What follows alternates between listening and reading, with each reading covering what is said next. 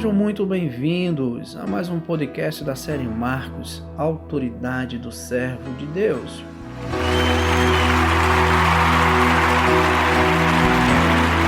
Aqui quem fala é o pastor Fábio Guilhermino.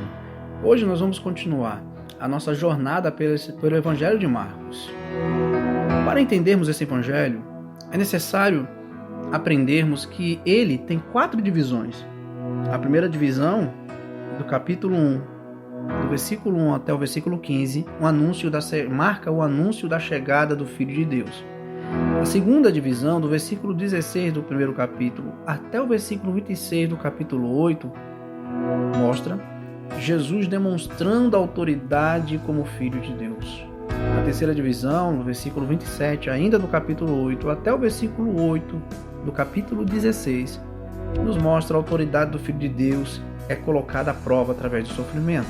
A última divisão, a quarta, o capítulo 16, do versículo 9 ao versículo 20, deixa bem claro a autoridade do Filho de Deus é comprovada através de sua ressurreição. Eu gostaria de hoje ler o texto em Marcos capítulo 1, do versículo 9 ao versículo 15. Naqueles dias, Jesus veio de Nazaré da Galileia e foi batizado por João no rio Jordão. Logo ao sair da água, Jesus viu os céus se abrindo e o Espírito descendo como pomba sobre ele. Então, veio uma voz dos céus, que dizia: Você é meu Filho amado, em você me agrado. E logo o Espírito conduziu Jesus ao deserto, onde ficou durante 40 dias sendo tentado por Satanás. Estava com as feras e os anjos o serviam. Depois de João ter sido preso, Jesus foi para a Galileia pregando o Evangelho de Deus. Ele dizia: O tempo está cumprido, o reino de Deus está próximo, arrependa-se e creia no Evangelho. Hoje eu quero falar como tema Jesus, o exemplo de servo. Quando prestando atenção nesse texto, nós podemos entender que Jesus é o exemplo de servo que se identifica com o seu povo, vencendo as tentações e anunciando a chegada do reino de Deus. Eu quero destacar hoje 3 lições nesse texto. A primeira lição, do versículo 9 ao versículo 11, Jesus como um exemplo de servo que se identifica com o seu povo. Essa identificação de Jesus com o seu povo é vista porque Jesus se identifica com o pecado do seu povo, versículo 9. Naquele dia, Jesus veio de Nazaré, diz o texto, e foi batizado por João no rio Jordão.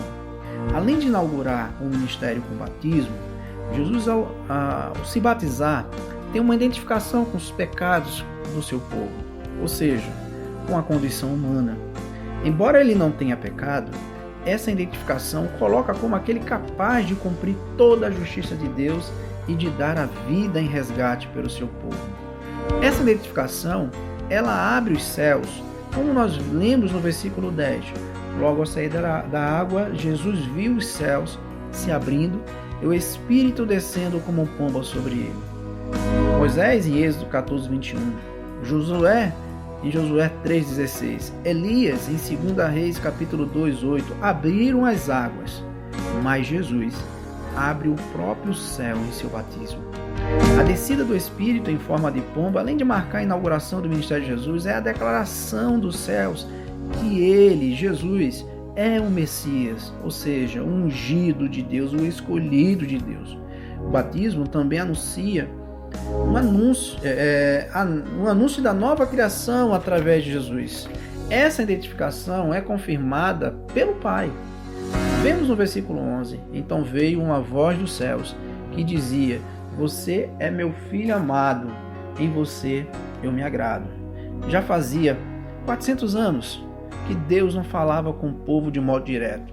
Aí se levantou João Batista, como nós vimos na mensagem passada, como precursor do Messias, anunciando a chegada do servo de Deus, e logo depois o próprio Senhor aparece. Somente a vinda do Messias poderia acabar com esse silêncio. Deus vai enfatizar nesse texto, o chamando o Messias de meu filho, um termo que significa a relevância e a importância de Jesus, e a sua condição de servo também é destacada por Deus como um escolhido e amado. Em Jesus, meu irmão, o pecador encontra aquele que não está alheio ao seu pecado. Jesus não está desinteressado pelo seu sofrimento. Jesus não está, irmãos, minha irmã, sem interesse em o que você tem passado. Pois mesmo não tendo pecado, Ele levou a nossa maldição e cumpriu toda a justiça de Deus. Jesus é aquele que abriu o caminho até Deus. Ele mesmo se autodenomina esse caminho no Evangelho de João, capítulo 14, versículo 6. Eu sou o caminho, a verdade e a vida. Ninguém vai ao Pai a não ser por mim, disse Jesus. Agora, por causa dele, os céus estão abertos, o silêncio foi quebrado e Deus fala através do seu Filho. Uma segunda lição, no versículo 12 e no versículo 13. Jesus, como um exemplo de servo que vence as tentações. E essa vitória é vista no texto porque Jesus é guiado pelo Espírito. O versículo 11 diz: logo o Espírito conduziu Jesus ao deserto. Jesus logo depois do seu batismo é levado pelo Espírito para o deserto. Agora Jesus, assim como o povo de Israel, quando saiu da escravidão do Egito, foi conduzida por Deus para o deserto, Jesus também é colocado à prova lá. Mas diferente do povo de Israel, que foi reprovado, Cristo é vitorioso. Uma coisa fica nítida no texto: essa tentação que Jesus estava prestes a passar fazia parte do plano de Deus. Nada em nossa vida, e Cristo nesse texto deixa bem claro, nada na nossa vida, meus irmãos, acontece fora do controle de Deus. Jesus é vitorioso das tentações porque suportou as provações. Onde ficou durante 40 dias sendo tentado por Satanás, no versículo 12. Jesus foi tentado durante 40 dias, e essas tentações não podemos pensar que se limita a apenas 3, como nós vimos mais detalhadamente em Mateus 4, do 1 a 11. Jesus ficou lá 40 dias. Esse tempo leva o leitor de Marcos a associar o período de Israel, que ficou 40 anos no deserto, onde foi reprovado, como também do profeta Elias, que depois de vencer os profetas de Baal, passou 40 dias no deserto. Deserto sempre é associado no texto bíblico como um local de provação. Mas Jesus alcançou a vitória. No versículo 12, diz o texto: estava com as feras e os anjos o serviam. Nesse episódio em que Jesus é tentado, existem 2 elementos negativos: deserto, Satanás. Como também 2 elementos positivos: as feras e os anjos.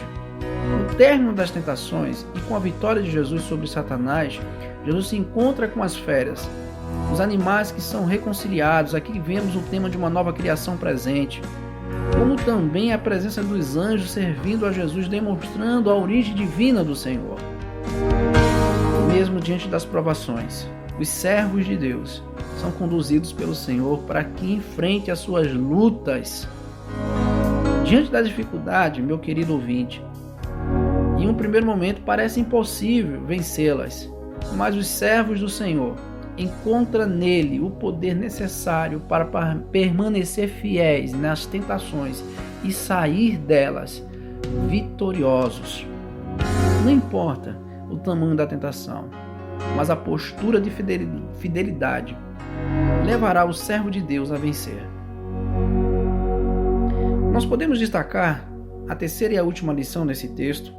Se encontra do versículo 14 ao versículo 15. Jesus é um exemplo de servo que anuncia a chegada do reino de Deus. Essa chegada é anunciada por Jesus como uma boa notícia de Deus para o seu povo. Vemos no versículo 14: depois de João ter sido preso, Jesus foi para a Galileia pregando o evangelho de Deus. O ministério de Jesus tem seu início no momento que o de João Batista termina. Isso deixa algo evidente, uma mudança de era, onde com João Batista se encerra um período da antiga aliança e com Jesus inicia a nova aliança. E a pregação que marca essa nova aliança é o anúncio do evangelho de Deus. O reino de Deus será visto no ministério de Jesus. Versículo 15 vai dizer: ele dizia, o tempo está cumprido e o reino de Deus está próximo. O anúncio de Jesus deixa claro que o governo de Deus sobre o coração e vida das pessoas estão agora sendo estabelecida por Cristo. Por isso, Jesus vai anunciar uma necessidade preparatória para a chegada desse reino. O reino de Deus exige uma atitude. Versículo 15. Arrependa-se, creia no Evangelho. A pregação inicial de Jesus que Marcos registra contém dois elementos como exigência: arrependimento e crer no Evangelho. Arrependimento é marcado por uma mudança de atitude. É um retorno para uma direção contrária pela qual nós estávamos seguindo. É um abandono total do pecado. Já o ato de crer é colocar total confiança nas boas notícias, que é o Evangelho. Que boas notícias são essas? Jesus Cristo morreu na cruz, ressuscitou ao terceiro dia para reconciliar todo aquele que nele crê com Deus. O Evangelho tem o seu conteúdo do próprio Deus. Essa foi a mensagem que Cristo passou a proclamar no início do seu ministério. Através do ministério de Jesus, as pessoas passam a enxergar o reino de Deus. É Cristo que conduz as pessoas para o reino de Deus. Sem uma mudança verdadeira, é impossível fazer parte do reino de Deus. Meu querido ouvinte, minha querida ouvinte, Jesus é o exemplo de servo que se identifica com seu povo, vencendo as tentações e anunciando a chegada do reino de Deus. Quando olhamos para a nossa vida, quando você olha para a sua vida, será que você percebe os seus pecados? Será que nós percebemos os nossos pecados? Então, devemos entender que Cristo levou nossa condenação e por causa dele temos acesso aos céus. Mesmo as piores tentações que possam vir sobre a nossa vida, que possam vir sobre a sua vida que me escuta nesse momento, elas estão dentro do plano de Deus. O apóstolo Paulo vai dizer que todas as coisas cooperam para o bem daqueles que amam a Deus. Então, meu querido, você não está só. Então, minha querida, você não está sozinha nessas dificuldades que você tem passado, em meio às suas tentações. O Senhor está te dando força. Assim como Cristo, devemos anunciar o reino de Deus. E existem duas condições para fazer parte do reino de Deus. A primeira é se arrepender dos pecados. Não tem como fazer parte do reino de Deus com a vida antiga, sem consciência de pecado, sem entender que necessitamos do Salvador.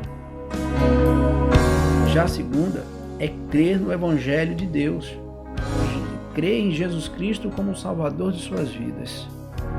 Você reconheceu os seus pecados?